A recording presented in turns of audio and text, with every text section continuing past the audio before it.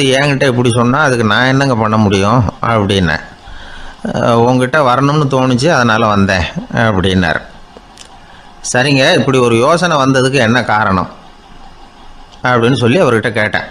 அதுக்கு அவர் சொன்னார், என் பையனுக்கு வேலை தேடுறேன் கிடைக்கல, பொண்ணுக்கு மாப்பிள்ளை தேடுறேன் கிடைக்கல, வீடு கட்டுறதுக்கு கடன் கேட்குறேன் கிடைக்கல, மாடாக பிறந்திருந்தா இது மாதிரி கவலையெல்லாம் கிடையாதுல்ல, பேசாமல் வைக்கோலை தின்னுக்கிட்டு அசை போட்டுக்கிட்டே கடந்து விடலாமே அப்படின்னார் அலட்சியமாக. அதுக்கப்புறம் தான் அவர் சொன்ன கருத்தை நானும் கொஞ்சம் அசை போட ஆரம்பித்தேன் மனசுக்குள்ளே. இப்போது இயற்கையை பொறுத்த வரைக்கும் அது நாம் எல்லாரும் மகிழ்ச்சியாக வாழணும் அப்படின்னு தான் விரும்புது. விலங்குகள், பறவைகள், தாவரங்கள், அப்புறம் மற்ற உயிரினங்கள் எல்லாமும் நல்லபடியாக இருக்கணும் அப்படிங்கிறது தான் இயற்கையோட விருப்பம். அதில் ஒன்றும் சந்தேகம் இல்லை. இயற்கையோட அமைப்பை கொஞ்சம் கவனித்து பார்த்தா அதை நாம் நல்லா புரிஞ்சுக்கலாம். இருந்தாலும் இந்த ஆள் சொன்னதை கேட்ட பிறகு தான் ஒரு முக்கியமான வேறுபாடு புரிஞ்சுது. அதாவது இந்த உலகத்தில் உள்ள முக்கியமான பிரச்சனைகள் 6. அந்த 6 பிரச்சனைகளும் ஆடு மாடுகளுக்கு கிடையாது, மரம் செடி கொடிகளுக்கு கிடையாது. ஆனால் மனுஷன் அந்த 6 பிரச்சனைகளையும் சந்திக்க வேண்டியிருக்கு. சரி, அந்த 6 பிரச்சனைகள் என்னென்ன தெரியுமா? முதல்ல இந்த ஆடு மாடுலாம் நமக்குன்னு சொந்தமாக ஒரு வீடு இல்லையே அப்படின்னு கவலைப்பட்டுக்கிட்டு இருக்கிறதில்ல. ஆனால் மனிதனுக்கு வீடு தேவைப்படுது. இது ஒரு வித்தியாசம். இப்போ 2வது பிரச்சனை என்னென்னா ஆடை பிரச்சனை. ஒரு கோழியோ சேவலோ நாம் போட்டுக்கிறதுக்கு ஒரு சட்டை இல்லையே அப்படின்னு கவலைப்படுறதில்ல. ஆனால் மனுஷனுக்கு அந்த கவலை உண்டு. சரி, இப்போ 3வது என்னன்னு பார்த்தா கல்வி பிரச்சனை. ஒரு பசுமாடு கவலையோடு நின்றுக்கிட்டு இருக்கு அப்படின்னு வச்சுக்குவோம். நீங்கள் அதுக்கிட்ட போய், ஏன் பசுமாடை கவலையோடு நின்றுக்கிட்டு இருக்கிற அப்படின்னு கேட்குறீங்க. என் கண்ணுக்குட்டிக்கு எல்கேஜியில் இடம் கிடைக்கல, டொனேஷன் கொடுக்கறதுக்கு கையில் பணமும் கிடையாது, சிபாரிசுக்கு யாரை பிடிக்கிறதுன்னு தெரியல, இப்படியா சொல்லிகிட்டு இருக்கோம். அதுக்கு அந்த கவலையெல்லாம் கிடையாது. ஆனால் மனிதனுக்கு அந்த கவலை உண்டு. 4வது என்னன்னு பார்த்தீங்கன்னா வேலைவாய்ப்பு பிரச்சனை. வேலை கிடைக்கலையே அப்படின்னு வேப்ப மரம் கவலைப்படுறதில்ல, ஆனால் மனுஷன் கவலைப்படுறான். 5வது என்னன்னு பார்த்தா கல்யாண பிரச்சனை. எருமை மாடு பசுமாடு எல்லாம் பொண்ணுக்கு மாப்பிள்ளை தேடிட்டாலே இது பேப்பரில் மணமகன் தேவை அப்படின்னு விளம்பரமாக கொடுக்குது, அதெல்லாம் கிடையாது. 6வது என்னன்னு பார்த்தீங்கன்னா பணம் சம்பந்தமான பிரச்சனை. ஆடு மாடுலாம் பணத்தை சேமிக்கணும்னோ ஏதாவது நிதி நிறுவனத்தில் முதலீடு பண்ணணும்னோ நினச்சிக்கிட்டு இருக்கிறதில்ல. பணத்தை எப்படி காப்பாற்றுறது அப்படிங்கிற கவலையும் அதுகளுக்கு கிடையாது. குதிரை வந்து குளம்போடு பிறக்குது, அதனால் அது காடு மேடெல்லாம் கவலை இல்லாமல் தெரியலாம்.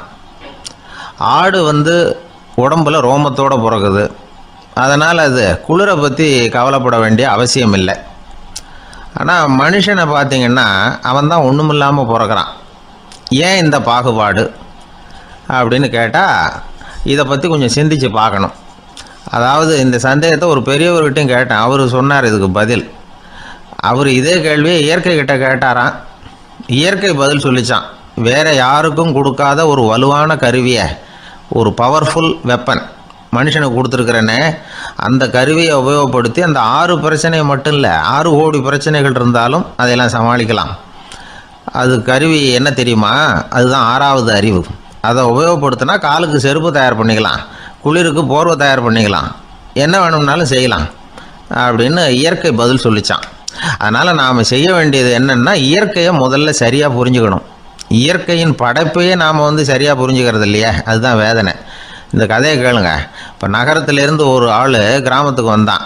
அங்கே ஒரு சிறுவன் மாடு மேய்ச்சிக்கிட்டு இருந்தான். நகரத்து ஆள் சொன்னான், எவ்வளோ அழகான பசு, அது சரி இதுக்கெல்லாம் ஏன் கொம்பு இல்லைன்னா. இதுக்கு அந்த பையன் பதில் சொன்னான், பசுமாட்டுக்கு கொம்பு இல்லாததுக்கு பல காரணங்கள் உண்டு. கண்ணுக்குட்டியாக இருந்தால் கொம்பு இருக்காது, பசு வளர்ந்து பெருசானதுக்கு அப்புறம் தான் கொம்பு முளைக்கும், இது ஒரு காரணம். சில சமயம் வளர்கிற கொம்பை எடுத்து விடுறது உண்டு, அது ஒரு காரணம். ஆனால் இதுக்கு ஏன் கொம்பு இல்லைன்னு கேட்குறீங்க, அதுக்கு என்ன காரணம்னா இது பசு இல்லை குதிரை அப்படின்னானா.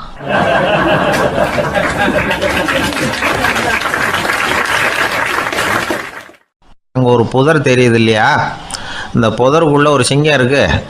அந்த பக்கமாக நான் போகிறப்போ வர்றப்போலாம் அது என்கிட்ட ஒம்பு வளர்க்குது, தகராறு செய்யுது, என் மேலே பாயுது, என்னை தாக்குது, ஏன்னு தெரியல அப்படின்னுது. இதை கேட்டதும் அந்த குரங்கு சொல்லிச்சு, இனிமேல் கவலைப்படாத, இந்த தடவை நான் உன்னை காப்பாற்றுறேன்னுது. அதுக்கப்புறம் ஒரு நாள் அந்த குரங்கும் கழுதியும் அந்த புதர் பக்கமாக போய்கிட்டு இருந்தாங்க. எதிர்பார்த்தது மாதிரியே நடந்தது.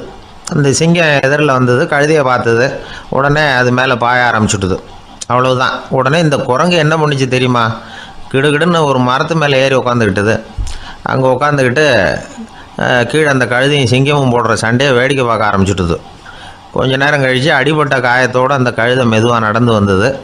குரங்கு மெல்ல மரத்தை விட்டு கீழே இறங்குச்சு. இப்போ கழுதை கேட்டுது, என்னை காப்பாற்றுறேன்னு சொல்லிவிட்டு காலை வாரி விட்டுட்டியே, நீ பாட்டுக்கு மரத்து மேலே ஏறி உட்காந்துக்கிட்டே, அது நியாயமானது.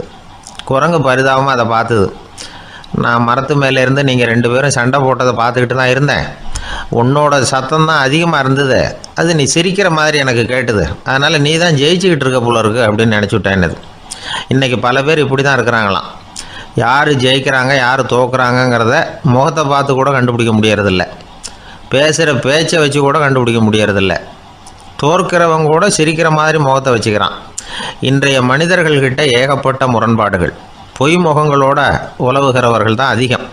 உண்மை முகம் எங்கே இருக்குது அப்படிங்கிறத புரிஞ்சுக்கிட்டு நண்பர்களை தேர்ந்தெடுக்கணும் அப்படிங்கிறது ஒரு முக்கியமான கருத்து. கடவுள் இந்த உலகத்தை படைச்சு விட்டு அதுக்கப்புறமும் கொஞ்ச நாள் இங்கேயே தங்கியிருந்தாராம். அப்போ தான் அவருக்கு ஒரு உண்மை புரிஞ்சுதான், இந்த உலகத்தில் தங்கி இருக்கிறது எவ்வளவு இடைஞ்சல்னு. தினமும் மனிதர்கள் தேடி வந்து ஏதாவது புகார் சொல்லிக்கிட்டே இருந்தாங்களாம். எனக்கு அது வேணும் இது வேணும்னு கேட்டுக்கிட்டே இருந்தாங்களாம். சில பேர் வந்தாங்க, நாங்கள் வந்து விவசாயம் பண்ணுறோம், தண்ணி இல்லாமல் பயிர் காயுது, எங்களுக்கு மழை வேணும் அப்படின்னாங்க. அவங்க போனதும் அதுக்கப்புறம் சில பேர் வந்தாங்க, நாங்கள் வந்து மண்பானை செய்கிறவங்க, நிறைய பானை செஞ்சு வச்சுருக்குறோம், மழை பெஞ்சால் எல்லாம் கரைஞ்சி வீணாக போயிடும், அதனால் இன்றைக்கி மழை பெய்யக்கூடாதுன்னாங்க. கடவுள் பார்த்தார், அவருக்கு என்ன பண்ணுறதுன்னே தெரியல, ஏகப்பட்ட குழப்பம், தலையை பிச்சுக்கலாம் போல் இருந்தது. கிட்டத்தட்ட பைத்தியம் பிடிக்கிற அளவுக்கு ஆகிட்டுது. எல்லாருடைய ஆசைகளையும் அவரால் நிறைவேற்ற முடியல. ஏன்னா ஒன்றுக்கு ஒன்று முரண்பாடாக இருந்தது. ஒரு நாள் தன்னுடைய அமைச்சரவையை கூட்டி ஆலோசனை கேட்டார். என்ன செய்யலான்னு சொல்லுங்கன்னார். இது என்ன பிரமாதம், பேசாமல் இமயமலை அடிவாரத்தில் போய் உட்காந்துங்க, யாரும் தொந்தரவு பண்ண மாட்டாங்கன்னாங்க. அங்கேயும் மனிதர்கள் வர ஆரம்பிச்சுருவாங்களேன்னார் கடவுள். சரி அப்படின்னா சந்திரனில் போயிருந்துக்கலாமேன்னாங்க. அங்கேயும் மனுஷன் குடி வர போகிறான் அப்படின்னார் கடவுள். வெகு தூரத்துக்கு அப்பால் உள்ள நட்சத்திர மண்டலத்துக்கு போயிடலான்னாங்க. இதெல்லாம் நிரந்தர தீர்வாகாது. நிரந்தரமாக இந்த மனிதனுடைய தொல்லையிலேருந்து நான் விடுபடணும், அதுக்கு ஏதாவது வழி சொல்லுங்கன்னார் கடவுள். ஒரு வயசான ஆள் வந்தார். கடவுளுக்கு காதோட காதாக ஒரு வழியை சொன்னார். கடவுளுக்கு முகம் மலர்ந்தது. அதுதான் சரி, அப்படியே செஞ்சுடலான்னார். அந்த ஆள் சொன்ன ரகசியம் என்ன தெரியுமா? மனிதனால் அடைய முடியாத ஒரு இடம் இருக்குது, அது வேறு எங்கேயும் இல்லை, அவனுக்கு உள்ளே இருக்குது. அங்கே போய் மறைஞ்சிங்க, அதுக்கப்புறம் மனிதர்களால் உங்களுக்கு தொந்தரவு இருக்காதுன்னார். மனிதன் நினைக்காத இடம் அதுதான். அதாவது உள்ளுக்குள்ளே இருக்கிற உண்மையை புரிஞ்சிக்காமல் வெளியில் எங்கேயோ அது இருக்கிறதாக நினச்சி வரட்டிக்கிட்டு அலையிறான் மனுஷன். உள்ளே இருக்கிற உண்மை புரிஞ்சால் நாம் தன்னம்பிக்கையோடு தலை நிமிர்ந்து வாழலாம். வேடிக்கையாக ஒரு கதை சொல்லுவாங்க. இதை பாருங்கள், நம்ம பையன் எங்கே பணம் வச்சாலும் எடுத்து விட்றான், என்ன பண்ணுறதுன்னாங்க அம்மா. அப்பா கொஞ்சம் நேரம் யோசனை பண்ணார். அதுக்கப்புறம் சொன்னார், அவன் கண்ணில் படாத இடமா நம்ம வீட்டில் இருக்கிறது ஒரே இடம் தான், அங்கே பணத்தை வை திருட்டு போகாதுன்னார். அது எந்த இடம்னு கேட்டாங்க. அதுதான் அவன் பாட புஸ்தகம், அதில் வச்சிரு, அவன் தொடவே மாட்டான். பாட புத்தகத்தை தொடாமல் பரீட்சையில் வெற்றி பெற முடியாது அப்படிங்கிறத புரிஞ்சுக்கணும். உள்ளே இருக்கிற உண்மையை தொடாமல் வாழ்க்கையில் வெற்றி பெற முடியாது. அதனால் உண்மையை புரிஞ்சுக்கிட்டால் வாழ்க்கையில் வெற்றி நிச்சயம். கத்தியை தீட்டாதே புத்தியை தீட்டு அப்படின்னு ஒரு பெரியவர் புத்தி சொன்னார். அதை கேட்ட ஒரு இளைஞன், அது எப்படி பெரியவரை புத்தியை தீட்டுறது? கத்தியை தீட்டுன்னு சொன்னால் ஒரு கருங்கல்லில் கத்தியை தேய்க்கலாம், புத்தியை தீட்டுன்னு சொன்னால் எப்படி தலையை கொண்டுட்டு போய் தரையில் தேய்ச்சிக்கிட்டு இருக்க முடியுமா அப்படின்னா. அந்த பெரியவர் உடனே புரிஞ்சுக்கிட்டார், இந்த இளைஞனுக்கு புத்தி கூர்மை கம்மி அப்படிங்கிறத புரிஞ்சுக்கிட்டார். அது சரி, அறிவுக்கும் புத்திசாலித்தனத்துக்கும் என்ன வித்தியாசம்? இது ஒரு முக்கியமான கேள்வி. அறிவுன்னா என்ன, புத்திசாலித்தனம்னா என்ன? இதே கேள்வியை சாக்ரட்டிஸ் கிட்ட அவருடைய சீடன் ஒருத்தன் கேட்டானான். ஐயா, அறிவுக்கும் புத்திசாலித்தனத்துக்கும் என்னங்க வித்தியாசம் அப்படின்னு கேட்டிருக்கான். சாக்ரட்டிஸ் நிமிர்ந்து பார்த்துருக்கிறார் அந்த சீடனை. அதுக்கப்புறம் சொன்னாராம், நான் சொல்கிறேன் உன்னுடைய கேள்விக்கு பதில், ஆனால் அதுக்கு முன்னாடி நீ ஒரு காரியம் பண்ணணும்னாரான். என்னங்க செய்யணும் சொல்லுங்கன்றிருக்கான். அதோ பாரு, ஒரு பெரியவர் உட்காந்துருக்கிறாரு, அவர்கிட்ட போ, இங்கேருந்து பக்கத்தில் இருக்கிற அந்த கிராமத்துக்கு போய் சேர எவ்வளவு நேரம் ஆகும் அப்படின்னு கேட்டுட்டு வா அப்படி சொன்னார் சாக்ரட்டிஸ். சரின்னு சொல்லிவிட்டு இவன் போனான். அந்த பெரியவர் முன்னாடி போய் நின்னான். ஏங்க பெரியவரை, இங்கேருந்து அதோ தெரியுத அந்த கிராமத்துக்கு போய் சேர்றதுக்கு எவ்வளவு நேரம் ஆகும் அப்படின்னு கேட்டான். பெரியவர் நிமிர்ந்து பார்த்தார், ஆனால் பதில் எதுவும் சொல்லலை. இவன் மறுபடியும் ஒரு தடவை அதே கேள்வி அவர்கிட்ட கேட்டான். என்னங்க, நான் கேட்குறது உங்கள் காதில் விழுதா? அந்த கிராமத்துக்கு போய் சேர்றதுக்கு எவ்வளோ நேரம் ஆகும் அப்படின்னு சொல்லி மறுபடியும் கேட்டான். அப்பவும் அவர் பதில் சொல்லலை. உடனே அவன் மனசுக்குள்ளே முடிவு பண்ணிக்கிட்டான், சரி பெரியவர் ஒரு மாதிரியாக தெரிகிறார், புத்தி சுவாதீனம் சரியில்லாத ஒரு மாதிரி தெரியுது அப்படின்னு நினச்சிக்கிட்டே வந்த வழியிலே திரும்பி வந்துட்டான். கொஞ்சம் தூரம் நடந்திருப்பான். இப்போ அந்த பெரியவர் மறுபடியும் கூப்பிட்டார், இளைஞனே இப்படி வாழ்னார். இவனுக்கு ஒன்றும் புரியல. மறுபடியும் திரும்பி நடந்தான். அவர் முன்னாடி போய் நின்னான். பெரியவர் சொன்னார், தம்பி, இங்கேருந்து அந்த கிராமத்துக்கு போய் சேர்றதுக்கு 5 நிமிஷம் ஆகும் அப்படின்னார். இப்போ அந்த இளைஞன் அந்த முதியவரை ஒரு மாதிரியாக பார்க்க ஆரம்பித்தான். அதுக்கப்புறம் கொஞ்சம் யோசித்தான். பிறகு அவர்கிட்டே கேட்டுட்டான், ஏங்க பெரியவரை, இதே பதிலை அப்போவே என்கிட்ட சொல்லியிருக்கலாமே, என்னை திரும்பி போன்னு சொல்லிவிட்டு பாதி தூரம் போனதுக்கப்புறம் மறுபடியும் கூப்பிட்டு அதுக்கப்புறம் இப்படி சொல்கிறீங்களே, இது நியாயமா அப்படின்னா. பெரியவர் சிரித்தார். அதுக்கப்புறம் சொன்னார், ஏன்பா, நீ எவ்வளவு வேகமாக நடக்கிறேங்கிறத பார்க்காம நீ கிராமத்துக்கு போய் சேர வேண்டிய நேரத்தை எப்படி என்னால் சொல்ல முடியும்? அதனால தான் உன்னை கொஞ்சம் தூரம் நடக்க விட்டு உன்னுடைய நடையின் வேகம், அந்த கிராமம் இருக்கிற தூரம் ரெண்டையும் கணக்கு போட்டு அதுக்கப்புறம் நேரத்தை சொன்னேன்னார். சீடன் வந்து தலை குனிந்தான். அப்படியே திரும்பி வந்து சாக்ரட்டிஸ் முன்னாடி நின்னான். சாக்ரட்டிஸ் இப்போ சொல்கிறார், தம்பி, அதுக்கு பேர் தான் புத்திசாலித்தனம். இந்த அறிவு கூர்மை வந்து எல்லா இளைஞர்களுக்கும் வரணும் அப்படிங்கிறதுக்காகத்தான் கத்தியை தீட்டாத புத்தியை தீட்டு அப்படின்னு பெரியவங்கள்லாம் சொல்லிகிட்டு இருக்கிறாங்க. புத்தியை தீட்டுறவங்கெல்லாம் வாழ்க்கையில் அறிவாளியாகிறாங்க, தீட்டாதவங்க கோமாளியாகிறாங்க. இதுதான் இன்றைக்கி நடக்கிறது. அதனால் அறிவு கூர்மைங்கிறது வேற. இந்த காலத்து ஆசாமி ஒருத்தர் இன்னொருத்தரை பார்த்து கேட்டார், ஏங்க, ஒரு விமானம் இங்கேருந்து புறப்பட்டு 2 மணி நேரத்தில் மதுரைக்கு போய் சேருது. நல்லா கவனிங்க, ஒரு விமானம் இங்கேருந்து புறப்பட்டு 2 மணி நேரத்தில் மதுரைக்கு போய் சேருது அப்படின்னா என்னோடய வயசு என்னன்னு கேட்டார். இவர் கேட்குறதுல ஏதாவது அர்த்தம் இருக்கா? அதாவது இங்கேருந்து புறப்பட்டு 2 மணி நேரம் ஆகுது மதுரைக்கு போகிறதுக்கு, அப்படின்னா என் வயசு என்னன்னு கேட்குறாரு. இதை கேட்ட உடனே அவர் பதில் சொன்னார், அப்படின்னா உங்களோட வயசு 20 அப்படின்னார். எப்படிங்க அவ்வளவு கரெக்டாக சொன்னீங்க அப்படின்னு கேட்டார். வேறு ஒன்றும் இல்லை, எங்கள் பக்கத்து வீட்டில் ஒரு முழு பைத்தியம் இருக்குது, அதோட வயசு 40, அப்படின்னா உன் வயசு 20 தான் இருக்கணும் அப்படின்னார். அரை பைத்தியம்னு முடிவு பண்ணிக்கிட்டார். அதனால் வாழ்க்கையில் அறிவு கூர்மைங்கிறது ரொம்ப அவசியம். அந்த புத்திசாலித்தனம் இருக்கிறவங்க வாழ்க்கையில் வெற்றி பெறுவது நிச்சயம். சாலை ஓரமாக அழுதுகிட்டு உட்காந்துருந்தான். பிச்சை எடுத்து சாப்பிட்ற ஒருத்தன் அந்த பக்கமாக வந்தான். இவனை பார்த்தான். ஏன் அழுதுகிட்டு உட்காந்துருக்கிற, என்னாச்சு உனக்கு அப்படின்னு கேட்டான். அதுக்கு இவன் சொன்னான், என்கிட்ட ஒன்றுமே இல்லை, நான் இந்த உலகத்தில் இருந்து என்ன பிரயோஜனம், அதனால தான் அழுதுகிட்டு இருக்கிறேன் அப்படின்னா. உன்கிட்ட மறைஞ்சிருக்கிற புதையல் என் கண்ணுக்கு நல்லா தெரியுது, அது உனக்கு புரியல, அதனால தான் அழுதுகிட்டு இருக்கிற அப்படின்னா. என்னது, புதையல் இருக்குதா, உன் கண்ணுக்கு தெரியுதா அப்படின்னு கேட்டான். ஆமாம், எனக்கு தெரியுது. அந்த புதையலை நீ விற்கிறதுக்கு தயாராக இருக்கிறியா அப்படின்னு கேட்டான் இவன். இதை கேட்டதும் அந்த இளைஞனுக்கு ரொம்ப ஆச்சரியமாக போச்சு. என்னது இப்படி கேட்குறானே அப்படின்னு. என்கிட்ட ஒரு காசு கூட இல்லையே, அப்படி இருக்கிறப்போ புதையல் எங்கேருந்து வந்தது அப்படின்னா. இந்த நேரத்தில் அந்த பிச்சைக்காரன் சிரித்தான். இப்படி தான் இந்த உலகத்தில் எல்லோரும் சொல்லிகிட்டு இருக்கிறாங்க, என்கிட்ட ஒன்றுமே இல்லை ஒன்றுமே இல்லைன்னு சொல்லி. ஆனால் அவங்கக்கிட்ட தான் புதையல் இருக்குது. நீ வேணும்னா என் கூட வா, நம்ம நாட்டு அரசர்கிட்ட போவோம், உங்ககிட்ட இருக்கிற புதையலை அவர் நல்ல விலைக்கு எடுத்துக்குவார் அப்படின்னா. அது எப்படி உனக்கு தெரியும்னா, இதுக்கு முன்னாடியும் இது மாதிரி பல பேரை நான் ராஜா கிட்ட அழைச்சிட்டு போயிருக்கிறேன், அதனால தான் உன்னை பார்த்தேன், உன்னையும் கூப்பிட்றேன், நீ சரின்னு சொன்னால் உன்னை அழைச்சிட்டு போகிறேன், உங்ககிட்ட இருக்கிற புதையலை அவர் நல்ல விலை கொடுத்து எடுத்துக்குவார் அப்படின்னு சொன்னான். இவன் இப்படி சொல்கிறது அந்த இளைஞனுக்கு ஒன்றுமே புரியல. இது என்னது, இந்த ஆள் இப்படி சொல்லிகிட்டு இருக்கிறான், நம்மக்கிட்ட என்ன இருக்குது, அதுவும் இல்லாமல் இவனே பிச்சை எடுத்து சாப்பிட்டுக்கிட்டு இருக்கிறான், இவன் போய் நம்மளை ராஜா கிட்ட அழைச்சிட்டு போகிறதா போகிறேங்கிறானே என்ன அப்படின்னு சொல்லி அவன் யோசனை பண்ணான். என்ன யோசிக்கிற, உனக்கு பணம் வேணும்னா என்னோட வா அப்படின்னா. இளைஞன் ஒரு முடிவுக்கு வந்தான். சரி, இங்கேயே உட்காந்துக்கிட்டு இருக்கிறத விட அங்கேயாவது போய் பார்ப்போமே, இங்கே அழுதுட்டு உட்காந்துருக்கிறதுல என்ன பிரயோஜனம், ஏதோ கூப்பிட்றான் போய் பார்த்துட்டு வருவோமே அப்படின்னு சொல்லி அவன் கூட புறப்பட்டான். பிச்சைக்காரன் முன்னாடி போயிட்டே இருக்கிறான், இந்த இளைஞன் பின்னாடி நடந்து போயிட்டுருக்கான். 2 பேரும் அரண்மனையை நோக்கி போகிறாங்க. பாதி வழி போயிருப்பாங்க. வழியில் அந்த பிச்சைக்காரன் சொன்னான், இதை பாரு, முன்னாடியே சில விஷயங்களை நாம் பேசிக்க வேண்டியிருக்கு. சரியாக தெளிவாக முடிவு எடுத்துக்கிட்டு அதுக்கப்புறம் ராஜாக்கிட்ட போகணும். ஏன்னா அங்கே போய் அது முடியாது இது முடியாதுன்னு நாம் நமக்குள்ளே சண்டை போட்டுக்கிட்டு இருக்க முடியாது. ராஜாவுக்கு விலையை பற்றி கவலையே இல்லை, எவ்வளவு சொன்னாலும் நமக்கு பணம் கிடச்சிரும். ஆனால் அதுக்கப்புறம் நான் இதை விற்கிறதுக்கு தயாராக இல்லைன்னு சொல்லிடக்கூடாது. அதனால் புதையலை விற்கிறதா இல்லையாங்கிறத இங்கேயே தெளிவாக முடிவு செஞ்சுக்கணும். இல்லைன்னா ராஜா கிட்ட போய் அங்கே போய் குழப்பிக்கிட்டு இருக்க முடியாது அப்படின்னு சொன்னான்.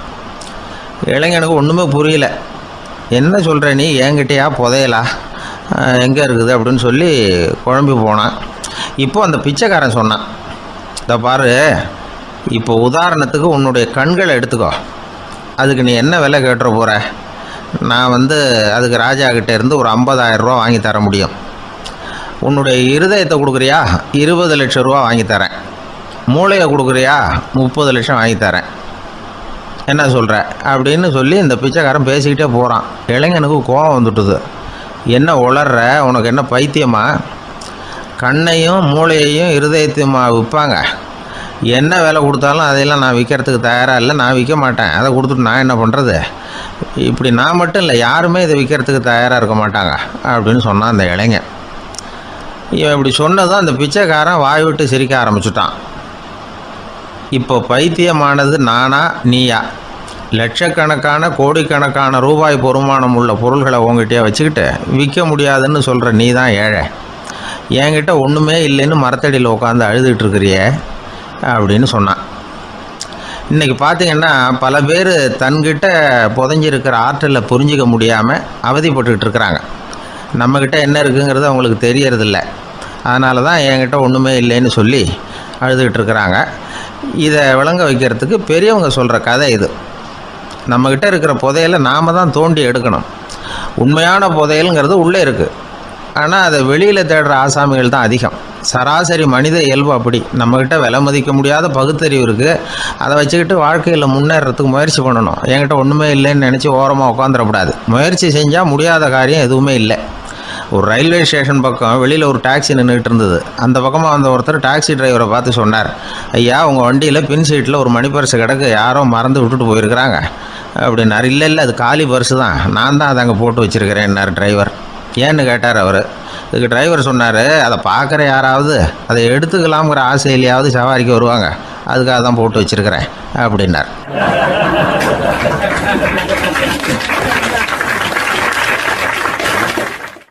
ஒரே ஒரு ஊரில் ஒரு ராஜா இருந்தார். அவர் பேரில் மக்களுக்கு ரொம்ப மரியாதை. அவ்வளவு நல்லா ஆட்சி புரிஞ்சுக்கிட்டு வந்தார். அவருக்கு வயசாயிட்டுது. அதனால் ஒரு நாள் அமைச்சரை கூப்பிட்டார். இதை பாருங்கள், எனக்கு வயசாயிட்டுது, அதனால் இந்த அரச பொறுப்பையெல்லாம் நீங்கள் ஏற்றுக்குங்க அப்படின்னார். அதுக்கப்புறம் ராணியை கூப்பிட்டார். வா, நாம் இனிமேல் இங்கே இருக்க வேணாம், காட்டுக்கு போய் தவம் பண்ணலாம் அப்படின்னு கூப்பிட்டார். இந்த செய்தி மக்களுக்கு அறிவிக்கப்பட்டது. மக்கள் உடனே கூட்டம் கூட்டமாக அரண்மனைக்கு வர ஆரம்பிச்சுட்டாங்க. மன்னரை போய் பார்க்குறாங்க. அரசே, தாங்கள் எங்களுக்கு தந்தை மாதிரி. நீங்கள் காட்டுக்கு போயிட்டால் நாங்கள்லாம் இங்கே எப்படி இருக்க முடியும்? எங்களுக்கெல்லாம் எந்த துன்பமும் இல்லாமல் பார்த்துக்கிட்டு வர்றீங்க. இது மாதிரியான ஒரு அரசாட்சி இல்லைன்னா மக்கள் வாழ்ந்து என்ன பயன் அப்படின்னாங்க. இருந்தாலும் என்ன பண்ணுறது, வயசாயிட்ட காரணத்தினால இந்த முடிவுக்கு வர வேண்டியிருக்குது அப்படின்னாரா ராஜா. அப்படின்னா நீங்கள் காட்டுக்கு போக வேணாம், நாங்கள் போகிறோம். நாங்கள் அங்கே போய் தவம் பண்ணுறோம், வழிபாடு பண்ணுறோம். கடவுள் வருவார், அவர்கிட்ட வரம் வாங்கிட்டு வந்துடுறோம் அப்படின்னாங்களாம். அப்படி சொல்லிவிட்டு உடனே எல்லாரும் காட்டுக்கு போனாங்க. நாட்டு மக்கள் எல்லாரும் ஒட்டு மொத்தமாக காட்டில் உட்காந்துக்கிட்டு தவம் பண்ணுறதை பார்த்தார் கடவுள். உடனே புறப்பட்டு வந்தார். எல்லாரும் இப்படி உட்காந்துருக்கிறீங்களே, என்ன வேணும் உங்களுக்கு அப்படின்னு கேட்டார். உடனே மக்கள் எல்லாரும் ஒரு குரலில் சொன்னாங்க, சுவாமி, எங்கள் மன்னன் ரொம்ப நாளைக்கு நல்லபடியாக இருக்கணும். அவர் மகிழ்ச்சியாகவும் உடல் நலத்தோடும் இருந்தால் தான் நாங்கள் அமைதியாக வாழ முடியும் அப்படின்னாங்க. சரி, அதுக்கு என்ன செய்யணும் அப்படின்னார் ஆண்டவன். எங்கள் மன்னருக்கு இன்னும் ஒரு 100 வருஷம் ஆயுளை கொடுங்க அப்படின்னாங்க. அவ்வளவு தானே, சரி அப்படியே ஆகட்டும் அப்படின்னு சொல்லிவிட்டு ஆண்டவன் போயிட்டார். மக்கள் மகிழ்ச்சியோடு திரும்பி வந்தாங்க. மன்னா, கடவுள் வரம் கொடுத்துட்டார், நீங்கள் 100 வருஷம் வாழ போகிறீங்க அப்படின்னாங்க. இதை கேட்டதும் ராணி ராஜாவை வணங்கி நான் தவம் செய்ய போகிறேன் அப்படின்னு புறப்பட்டாங்க. உடனே மக்கள் என்ன நினச்சாங்க தெரியுமா? ஐயோ, நாம் ராஜாவுக்கு மட்டும்தானே நீண்ட ஆயுள் வேணும்னு வரம் வாங்கினோம், ராணிக்கு வாங்கலையே, அதுதான் கோபத்தில் புறப்பட்டாங்க போல இருக்கு அப்படின்னு நினச்சி வருத்தப்பட்டாங்க. ஆனால் ராணி நினச்சது அது இல்லை. ராணி போய் தவம் பண்ணாங்க, கடவுள் காட்சி கொடுத்தார். இவங்க கேட்குறாங்க, சுவாமி, ராஜாவுக்கு மட்டும் 100 வருஷம் ஆயுள்னு வரம் கொடுத்துட்டீங்க, அப்படின்னா குடிமக்களும் 100 வருஷம் இருக்கணும். இப்படிப்பட்ட குடிமக்கள் இல்லைன்னா அப்படிப்பட்ட அரசன் இருந்து என்ன பிரயோஜனம் அப்படின்னாங்களாம். ஆண்டவன் பார்த்தார், சரி அவங்களும் 100 வருஷம் வாழ்வாங்க, அது மட்டும் இல்லை நீயும் 100 ஆண்டு காலம் வாழ வரமளிக்கிறேன் அப்படின்னு சொல்லிவிட்டு மறைஞ்சிட்டார். இதில் ஆண்டவன் வர்றதும் மறையிறதும் முக்கியம் இல்லை. இதில் கவனிக்க வேண்டியது ஆள்கிறவனின் விசால மனம், குடிமக்களின் விசால மனம், ஆள்கிறவன் மனைவியினுடைய விசால மனம். இப்படி ஒரு நாடு இருந்துட்டுதுன்னா எப்படி இருக்கும் வாழ்க்கை நினச்சி பாருங்கள். அதனால தான் பெரியவங்கள்லாம் சொல்கிறாங்க, இதய வாசல் திறந்தே இருக்கணும், இதயத்தின் கதவுகளை மூடாதீங்க அப்படின்னு சொல்லுவாங்க. என்கிட்ட ஒருத்தர் சொன்னார், என்னுடைய இதய வாசல் எப்பவும் திறந்தே தான் இருக்குதுன்னார். எதனால் அப்படி சொல்கிறீங்க அப்படின்னு கேட்டோம். டாக்டரே சொல்லிவிட்டார், என்னுடைய இதயத்தில் ஒரு ஓட்டை இருக்குது அப்படின்னு, வால்வு சரியில்லையா அப்படிங்கிறார்.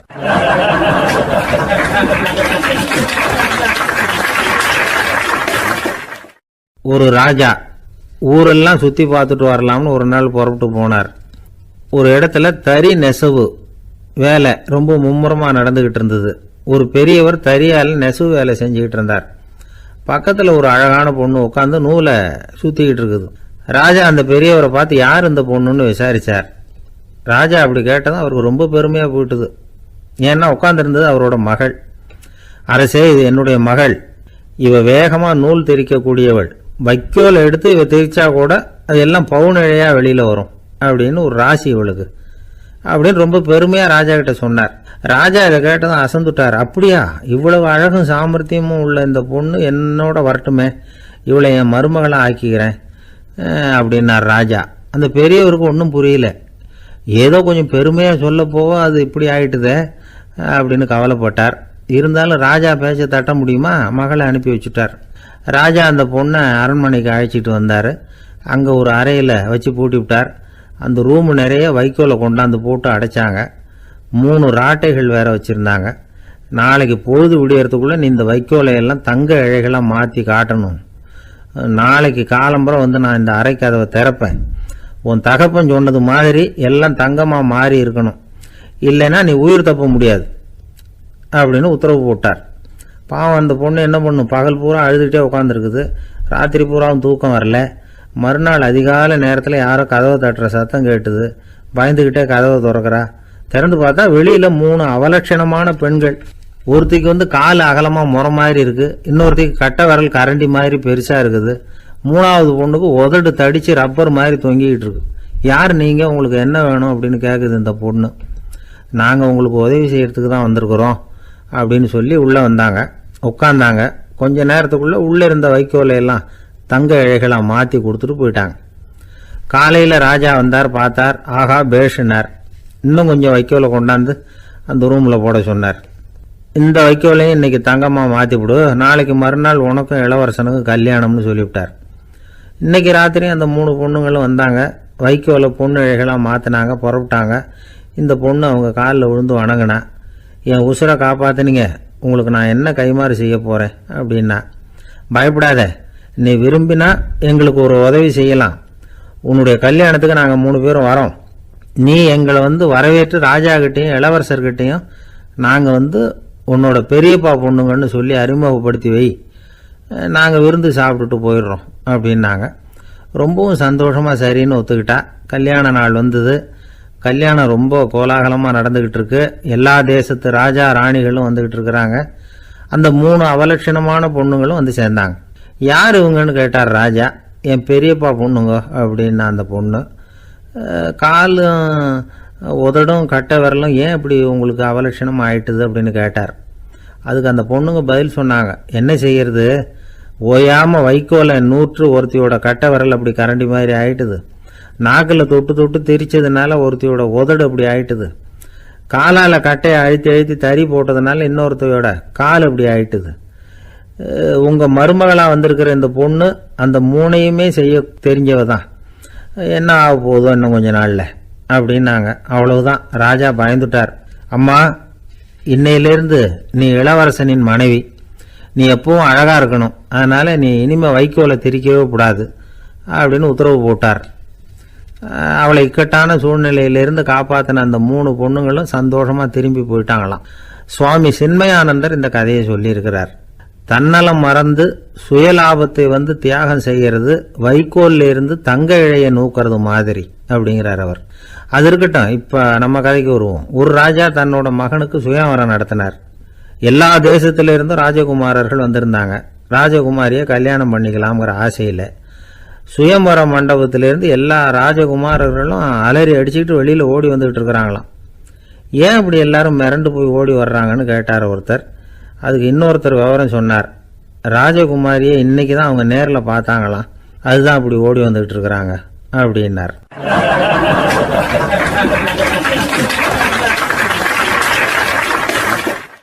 ஒரு ஊரில் ஒரு ராஜா இருந்தார். அவர் அடிக்கடி காட்டுக்கு வேட்டையாட போவார். சில நண்பர்களையும் கூட அழைச்சிக்கிட்டு போவார். காட்டுக்கு போனதும் ஆளுக்கு ஒரு பக்கமாக போய் வேட்டையாடுவாங்க.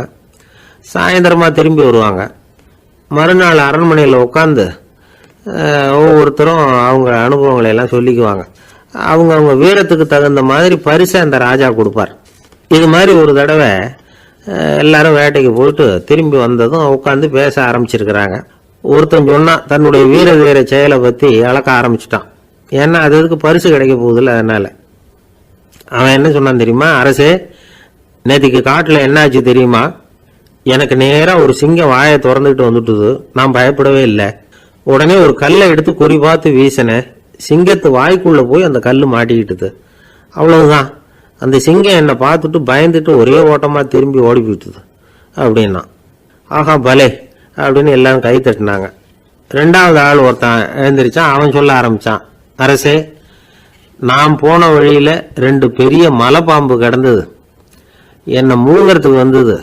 நான் என்ன பண்ணேன் தெரியுமா, அந்த 2 பாம்போட வாலையும் ஒன்றா சேர்த்து முடிச்சு போட்டுட்டேன். அவ்வளவுதான், அது அங்கே இழுக்க இது இங்கே இழுக்க முடிச்சு நல்லா இறுகி போட்டுது அப்படின்றான். ஆஹா அற்புதம்னு சொல்லி எல்லாரும் கை தட்டினாங்களாம். அடுத்தபடியாக 3வது ஆள் ஒருத்தன் வந்தான். அவன் சொல்ல ஆரம்பித்தான், மன்னா, நான் போன பாதையில் குறுக்க ஒரு ஆறு, அதில் இறங்கி குளித்தேன். யாரோ காலை பிடிச்சி இழுக்கிறது மாதிரி இருந்தது. திரும்பி பார்த்தா ஒரு பெரிய முதலை. நான் உடனே அப்படியே ஒரு துள்ளல் துள்ளி அது முழுகில் போய் உக்காந்துக்கிட்டேன். அதை அப்படியே கரைக்கு நீந்த வச்சேன். கரைக்கு வந்து சேர்ந்ததும் அப்படியே ஒரே துள்ளி குதிச்சு கரைக்கு வந்துட்டேன் அப்படின்றான். அவன் தன்னுடைய வீரத்தை அப்படி சொல்லியிருக்கான். அடடா எப்பேற்பட்ட வீரம் அப்படின்னு எல்லாரும் கை தட்டினாங்களாம். 4வது ஆள் எழுந்திரிச்சான். மன்னா, நான் போன இடத்துல ஒரு கரடி என்னை துரத்த ஆரம்பிச்சுட்டுது. நான் ஒரு மலை உச்சிக்கு வந்துட்டேன். அதுக்கப்புறம் ஒரு அடி எடுத்து வச்சாலும் அதில் பாதாளத்தில் விழ வேண்டியது தான். அந்த நேரம் பார்த்து ஒரு பெரிய ராட்சச கழுகு அந்த பக்கமாக பறந்து வந்தது. நான் உடனே அப்படியே உயர எழும்பி அந்த கழுகோட காலை பிடிச்சிக்கிட்டேன். அப்படியே தொங்கிக்கிட்டே வந்தேன். ஒரு நல்ல இடம் வந்ததும் தொப்புன்னு கீழே குதிச்சு நடந்து வந்துட்டேன். இதுக்கும் எல்லாரும் கை தட்டுறாங்க. கடைசியாக ஒரு ஆள் எழுந்திரிச்சான். அரசே, நான் போன வழியில் ஒரு பெரிய யானை குறுக்க வந்தது. பயங்கரமாக சத்தம் போட்டுக்கிட்டே வந்தது. நான் பயந்து ஓடலை. உடனே என்ன பண்ணேன் தெரியுமா, அந்த யானையோட வாலை பிடிச்சி தூக்கினேன். தலைக்கு மேலே தூக்கி கரன்னு சுத்தினேன். வேகமாக சுற்றி வீசி எறிஞ்சேன். அவ்வளவுதான். அதே ஸ்பீடில் அந்த யானை மேலே போக ஆரம்பிச்சுட்டுது. இன்னும் கூட அது போய்கிட்டே தான் இருக்குது, கீழே விழவே இல்லைன்னா.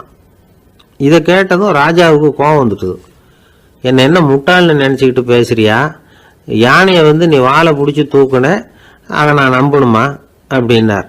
உடனே இவன் பணிவா பதில் சொன்னான், அரசே, ஒரு சிங்கத்து வாயில கல் மாட்டிக்கிட்டதை நம்புறீங்க, மலைப்பாம்பு வாழை பிடிச்சி முடிச்சு போட்டதை நம்புறீங்க, முதல்ல முதுகில் சவாரி பண்ணதையும் நம்புறீங்க, கழுகு காலை பிடிச்சிக்கிட்டு பறக்கிறதையும் நம்புறீங்க.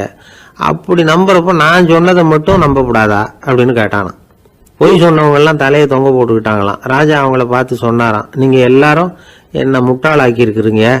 கடைசியாக பேசின இவன் தான் எனக்கு உண்மை எது பொய் எதுங்கிறத புரிய வச்சிருக்கிறான். இவன் தான் உண்மையான தைரியசாலி அப்படின்னு சொல்லி அவனுக்கே பரிசையெல்லாம் கொடுத்து பாராட்டினாராம். இப்படி ஒரு கதை. உண்மையை நிலைநாட்டுகிறவன் தான் உண்மையான வீரன் அப்படிங்கிறத இதுல இருந்து நாம புரிஞ்சுக்கணும். இந்த காலத்துல எல்லாம் பொய் சொன்னாதான் பிழைக்க முடியுங்கிறது ஒரு சில பேரோட நம்பிக்கை. ஒரு அப்பாவுக்கு தன் மகனுக்கு பொய் சொல்ல தெரியலையேங்கிற கவலை. பொய் சொன்னாதான் இந்த உலகத்துல பிழைக்கலாம், ஆனா இவனுக்கு அது தெரியலையே, அதனால இவனை அழைச்சிட்டு போய் நடுக்கடல்ல விட்டுட்டு வந்துருவோம் அப்படின்னு அழைச்சிட்டு புறப்பட்டான். கடற்கரைக்கு போனான். மகனுக்கு சந்தேகம், எங்கப்பா என்ன அழைச்சிட்டு போறேன்னு கேட்டிருக்கான். கடல்ல மீன் பிடிக்க கற்றுக் கொடுக்க போறேன் உனக்கு அப்படின்னானா. நான் ஏற்கனவே மீன் பிடிச்சிட்டேனேன்னானா இவன் மகன். எங்க அதுன்னு கேட்டிருக்கான். அப்பங்காரன். சுட்டு சாப்பிட்டுட்டேன் இருக்கான் புள்ள. அப்பங்காரன் பார்த்தான், சரி நம்ம புள்ள பொழைச்சிக்கோ அப்படின்னு சொல்லி திருப்பி அழைச்சிட்டு வந்துட்டானா. இணை புரியாத 2 நண்பர்கள் இருந்தாங்களாம். 2 பேரும் விடாம சிகரெட் குடிக்கிறவங்க. அதுல ஒருத்தன் செத்து போட்டான். இன்னொருத்தன் அதுக்கப்புறம் 2 சிகரெட்டா குடிக்க ஆரம்பிச்சானா. ஏன் இப்படி பண்றேன்னு கேட்டிருக்காங்க. நான் ஒரு சிகரெட்டு தான் குடிக்கிறேன், செத்து போன என்னுடைய ஃப்ரெண்டு இருக்கானே செத்து போனவன், அவனுக்காக இன்னொரு சிகரெட்டு குடிக்கிறேன் அப்படின்னு நானா. இது ரொம்ப ஆபத்து, விட்டுடு அப்படின்னு சொல்லியிருக்காங்க. சரின்னு ஒத்துக்கிட்டான். ஆனால் அதுக்கப்புறமும் ஒரு சிகரெட் வீதமாக குடிச்சிக்கிட்டே இருந்தான். சிகரெட் பழக்கத்தை நீ இன்னும் விடலையான்னு கேட்டாங்களாம். அந்த பழக்கத்தை நான் எப்போ விட்டுட்டேன், இப்போ நான் குடிக்கிறது என் ஃப்ரெண்டுக்காக அப்படின்னு நானா. இவங்கெல்லாம் எப்படி திருந்துறது?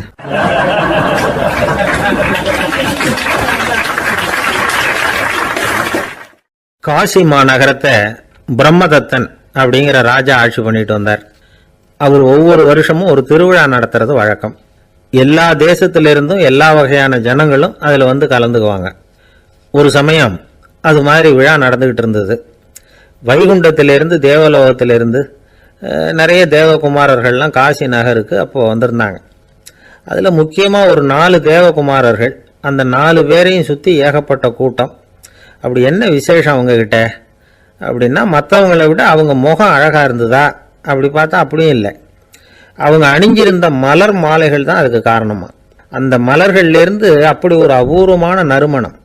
இதுக்கு முன்னாடி இப்படி ஒரு நறுமணத்தை அந்த ஊர் ஜனங்க அனுபவிச்சதே இல்லை. அதுதான் அந்த 4 பேரையும் சுற்றி கூட்டம். எல்லாரும் கேள்வி கேட்க ஆரம்பித்தாங்க. உடனே அந்த 4 தேவகுமாரர்களும் எல்லாருக்கும் தெரியும்படியாக வானத்தில் எழும்பி கொஞ்சம் உயரமாக நின்றுக்கிட்டாங்க.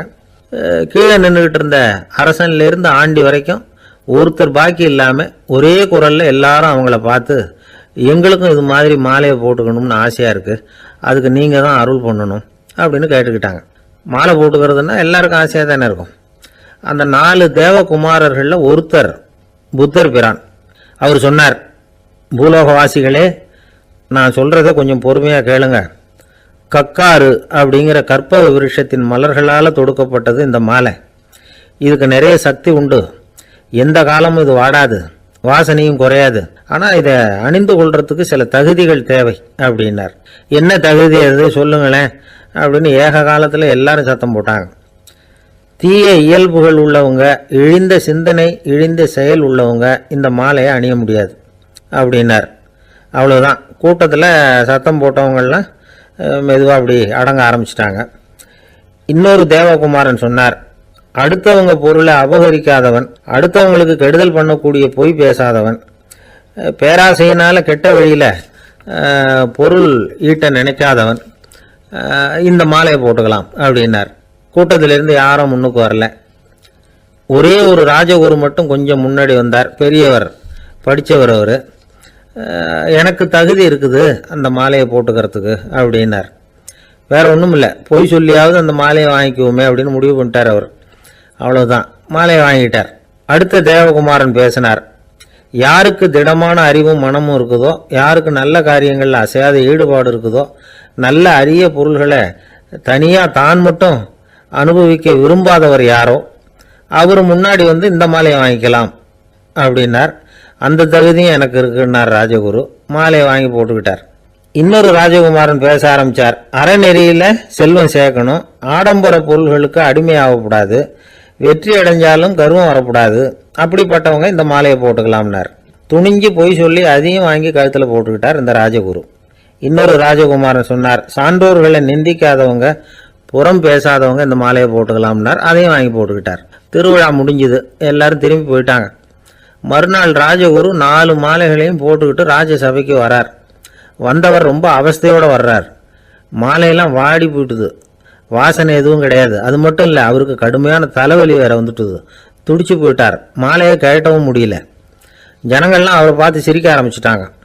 என்னத்துக்கு ஆசைப்படணும், ஏன் இப்படி கஷ்டப்படணும் அப்படின்னு. ராஜா பார்த்தார். மறுபடியும் விழாவுக்கு ஏற்பாடு பண்ணினார். தேவகுமாரர்கள்லாம் வந்தாங்க. ராஜகுரு வந்தார். மக்கள் முன்னிலையில் அவங்க காலில் விழுந்தார், மன்னிப்பு கேட்டுக்கிட்டார். இந்த மாலையை போட்டுக்கிற தகுதி எனக்கு இல்லை.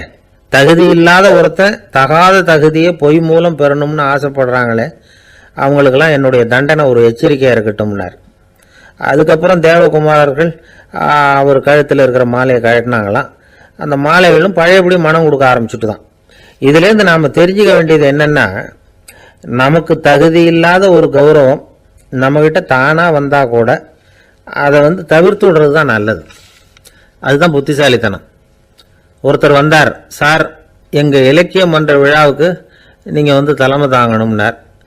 உடனே இவர் சொன்னார், பேச்சாளர், சார், இலக்கியத்தை பற்றி பேசுகிற தகுதி எனக்கு இல்லையே அப்படின்னார். உடனே அவர் கூப்பிட வந்தவர் சொன்னார், அந்த தகுதி உங்களுக்கு இல்லைங்கிறது எங்களுக்கும் தெரியும் சார், அதனால தான் உங்களை தலைமை தாங்க கூப்பிடுறேன் அப்படின்னார். அது சரி, தலைமைன்னா அதுக்கு இவர் என்னதான் அர்த்தம் பண்ணுறாருன்னு தெரியல.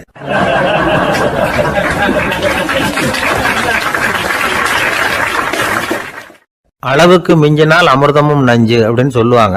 அது உண்மைதான். ஒருத்தருக்கு அளவுக்கு மீறிய புகழ் வந்துட்டுதுன்னு வச்சுங்க, அது கூட ஆபத்தாக போயிடுறது உண்டு. பழங்காலத்துல எல்லாம் கிரேக்க தேசத்தில் ஒரு பழக்கம் உண்டாம். அதாவது யாராவது ஒருத்தரை நாடு கடத்தணும்னா அதுக்கு ஒரு வழி உண்டு. அதாவது ஒருத்தரை நாடு கடத்தணும்னு மக்கள் விரும்புகிறாங்கன்னு வச்சுங்களேன், அவர் பேரை ஒரு மண்பாண்ட ஓட்டுச்சில்லில் எழுதி அதை ஒரு குறிப்பிட்ட பொது இடத்துல போட்டுற வேண்டியது, அவ்வளவுதான். இது மாதிரி பல பேர் போட்டுக்கிட்டே இருப்பாங்க. எல்லாம் அப்படியே குவிஞ்சு போயிடும். அந்த ஓட்டாஞ்சில்லு குவியலில் யாருடைய பேர் அதிகமாக இருக்குதோ அந்த நபரை ஒரு 10 ஆண்டுகள் நாடு கடத்தி விடுவாங்க. இது அந்த ஊர் வழக்கமாக. ஒரு நாள் அந்த குவியலுக்கு பக்கத்தில் ஒரு ஆள் நின்றுக்கிட்டு இருக்கிறான். அவன் கையில் ஒரு ஓட்டாஞ்சில்லு வச்சிருக்கிறான்.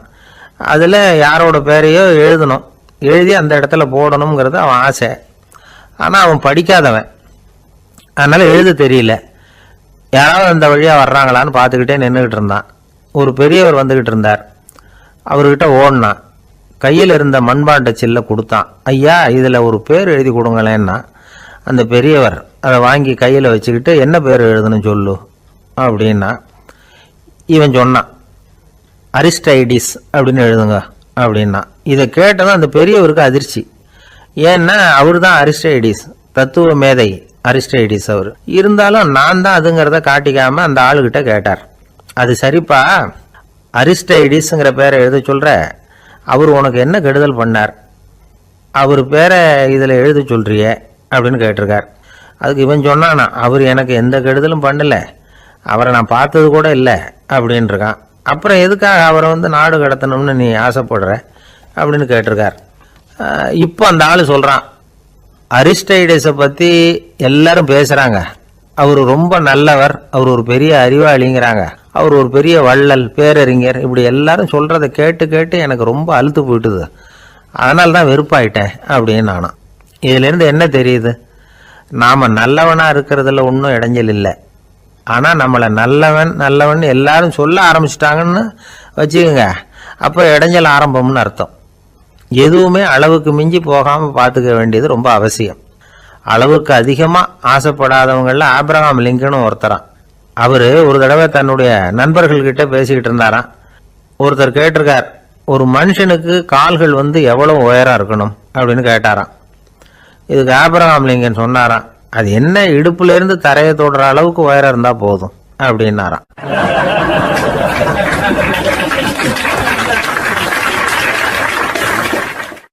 ஒரு பெரிய பியானோ கலைஞர் வியன்னாவில் இருந்தார். ரொம்ப புகழ்பெற்ற இசை கலைஞர் அவர். இங்கிலாந்து மகாராணி விக்டோரியா அவருடைய சங்கீதத்தை கேட்கணும்னு ஆசைப்பட்டாங்க. அவரை அரண்மனைக்கு கூப்பிட்டாங்களாம். பியானோ வாசிக்க சொல்லி கேட்டாங்களாம். இவரும் ரொம்ப பிரமாதமாக வாய்ச்சி காட்டியிருக்கார். உடனே பாராட்டி பரிசுகள்லாம் கொடுத்து அனுப்புனாங்களாம். அந்த இசையை கேட்கறதுல அரசிக்கு ரொம்பவும் ஆர்வம் உண்டு. அதனால அதுக்கப்புறமும் அந்த கலைஞர் அடிக்கடி அரண்மனைக்கு வர வேண்டிய அவசியம் ஏற்பட்டது. ஏன்னா அரசி கூப்பிட ஆரம்பிச்சாங்க. இவர் போகணும், அங்கே இசை நிகழ்ச்சி நடத்தணும். இவர் அங்கே பாடி வாசிக்கிறது உண்டு. ஒரு தடவை மகாராணி அவரை பார்த்து, உங்கள் நாட்டு தேசிய கீதம் பாடுங்களேன் அப்படின்னு கேட்டாங்களாம். உடனே அவர் தன்னுடைய நாடான ஆஸ்திரியாவின் தேசிய கீதத்தை பாடியிருக்கிறார். அவர் பாட ஆரம்பித்த உடனே மகாராணி எழுந்திருச்சு நின்னாங்களாம். அதுக்கு மரியாதை செலுத்துகிற நோக்கத்தோட பாட்டு முடிகிற வரைக்கும் அப்படியே நின்றுக்கிட்டு இருந்தாங்களாம். இதுதான் அந்த அரசியினுடைய பெருந்தன்மை. அதாவது நாட்டுப்பற்றுங்கிறது அந்த அளவுக்கு அப்படி இருக்கணும். இப்படி ஒரு அரசியே நம்ம நாட்டு தேசிய கீதத்துக்கு எழுந்து